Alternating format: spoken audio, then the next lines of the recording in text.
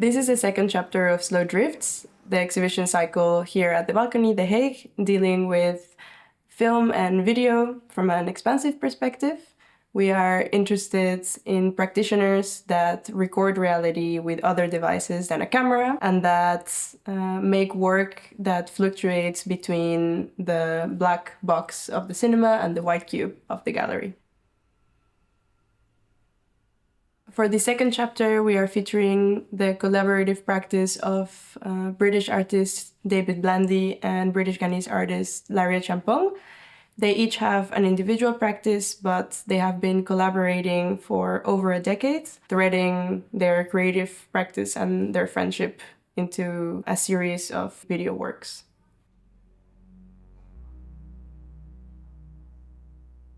We are featuring specifically their Finding Fanon trilogy, which is 3 videos made almost 10 years ago. In Finding Fanon, the artists weave their family's genealogies, colonial histories, reflections on their friendship, and all connected through poetic engagement with the lost place of philosopher, writer, psychoanalyst Frantz Fanon.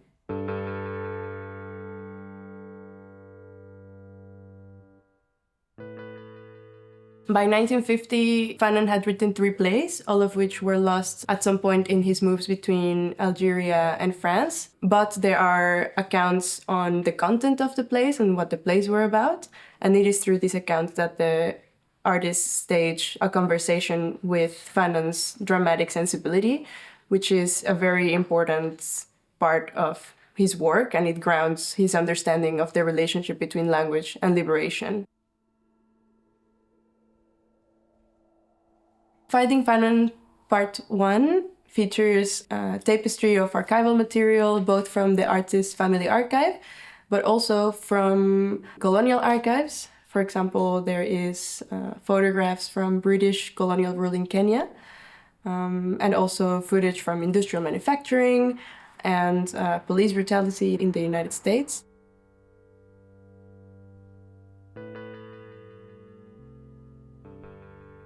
It montages words and images tracing the relationship between language and the prospect of liberation.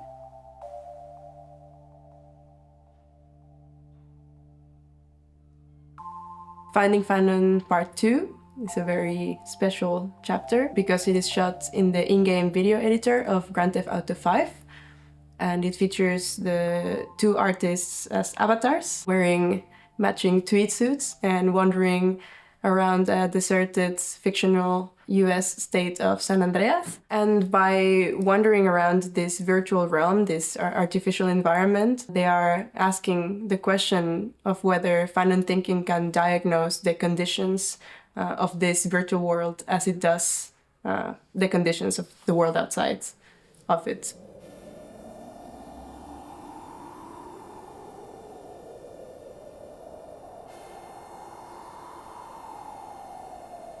So in a way, they are searching for the edges of the world, the limits of the structure.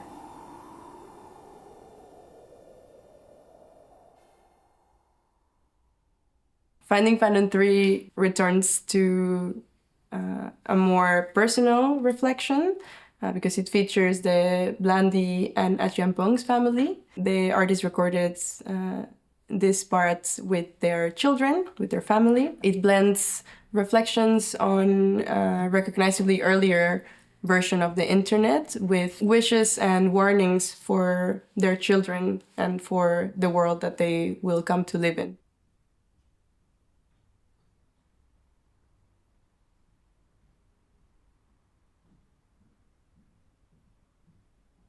Like we did in Chapter 1, in Chapter 2, we are trying to expand the defined boundaries of the exhibition as a single event and invited a local collective to curate a screening in response to the works on show.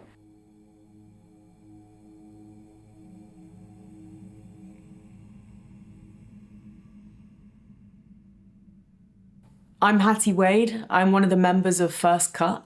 We are a screening collective based in The Hague. There's 3 of us. After studying together, we wanted to continue our interest in film, and we enjoy researching through film, so sending each other references And yeah, we do intermittent screenings, usually through collaboration.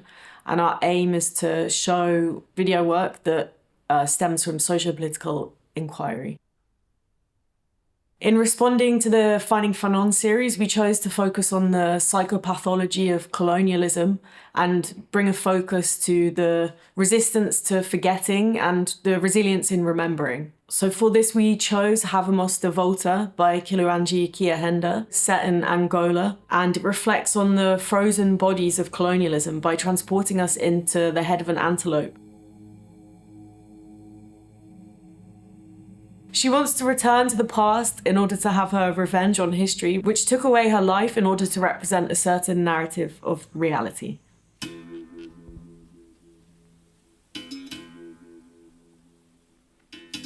Meriam Benani's work is set in a not-so-distant techno-future where displaced populations have been deported away from the US to this island and imprisoned there.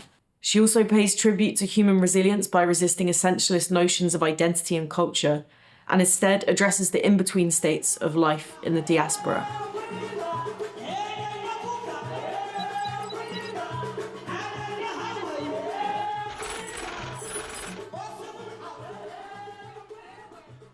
The third film was by Francisca Camis Jacuman, and the title of the film is Coordinates of Old Family Home Located in Palestine. In Francisca's work, you see a literal reconstruction in a game engine that pieces together oral family memories to form a walkable environment of their family home in Palestine.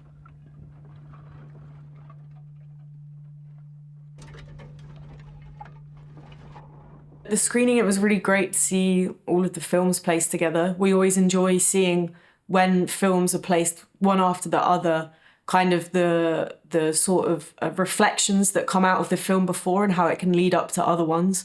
So yeah, we really enjoyed to see them in conversation and really have this focus on this resilience and resistance to forgetting colonialism, but yeah, ending with Franz and having her there as well to explain her film was great.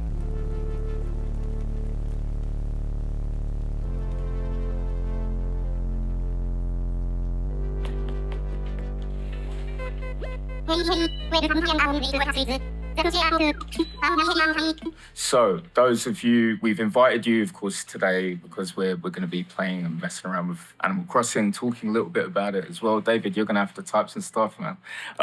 Maybe I'll write some of what you're saying. The idea was really to continue to use games as a way of communicating. For us, it's one of our kind of like first main loves in terms of gaming. For me, I played video games since I was a kid. I experienced art as a kid, you know, and through popular culture. And for me, I don't see that as low culture. I know within the art scene and also when it comes to analysing these ideas that there's this so-called like low and high terms. For me, I think that's complete bull crap. You know, even in our respective professions, our fields as artists, as art makers, the art scene, for all of like the amazing things to be able to do what you do, make what you make, it's also quite an exploitative environment as well. Many people within this very neoliberal driven environment are gunning for the top, specifically focusing on the art scene. People are just working way much more. People are getting paid less. It feels sometimes like there's less time in the day. And that catches on. That catches on to those of us that are working, not simply just artists, gallerists as well. So, you know, whilst being caught up in the mess of this, I've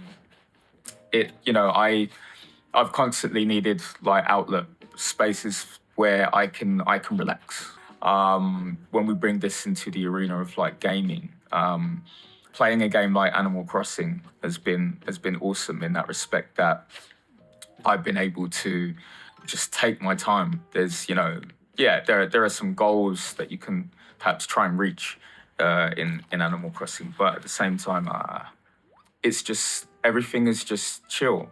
Lone Pilgrim, thank you.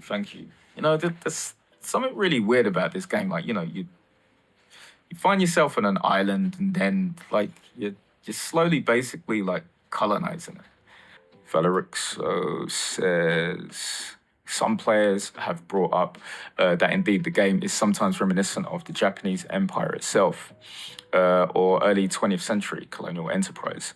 I think at some point you meet a naturalist who wants to build a museum on your island, so you donate materials for his collections. Yeah, no, totally. So, like, for example, like things like fossils. If you look at the fossils that are kept, or species of animals and things like that. Like, that has a massive like relationship with the way that museums operate, and by extension also like galleries as well. Like, I think they're all the design of them is a colonially kind of like based one.